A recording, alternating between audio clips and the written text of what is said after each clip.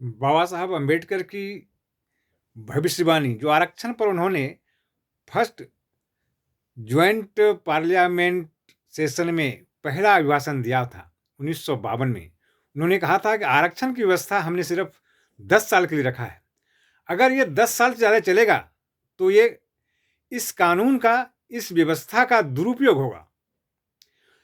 उन्होंने इस कानून को एससी एसटी वर्ग के उत्थान के लिए, समाज में जो पिछड़े वर्ग थे, पिछड़े मतलब आजकल के ओबीसी नहीं, उस टाइम तो उन्होंने बस 3 ही जातियां बनाया था, एससी एसटी और सामान्य वर्ग।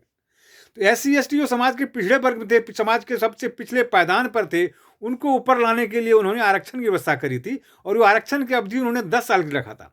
आरक्षण को टेम्पोररी सेक्शन बनाया था उन्होंने कहा था अगर ये 10 साल से ज्यादा चलेगा तो इस कानून का दुरुपयोग होगा। इस कानून का दुरुपयोग उन्होंने कहा था और अब हो रहा है।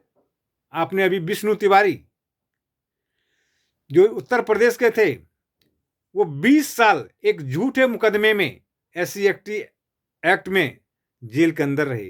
पूरी परिवार उनका बर्बाद हो गया। उनकी माँ, उनके पिताजी, उनके 2 भाई, सबका डेथ हो गया। किसी के श्राद्ध कर्म में वो उनको देखने तक नहीं आ पाया, क्योंकि गरीब ब्राह्मण था वो, एक गरीब सामान्य वर्ग के लोग थे वो।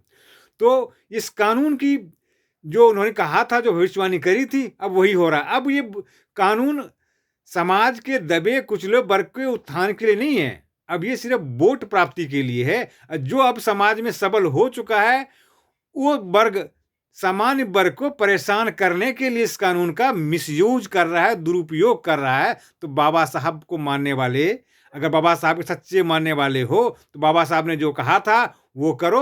अब ये आरक्षण की बात को खत्म करो, क्योंकि अब तुम किसी से कमजोर नहीं रह गए हो। अब तुम समाज में हर बात पर दबाते हो। कोई बातें, कोई सी आपस में दो बच्चे लड़ जाते हैं, आपस में कोई अपनी संपत्ति विवाद होती है तो, या लड़ाई हो जाती है, तो लड़ाई वाली मुकदमा तुम नहीं करते हो, तुम कहते हो एससी एक्ट लगा देंगे।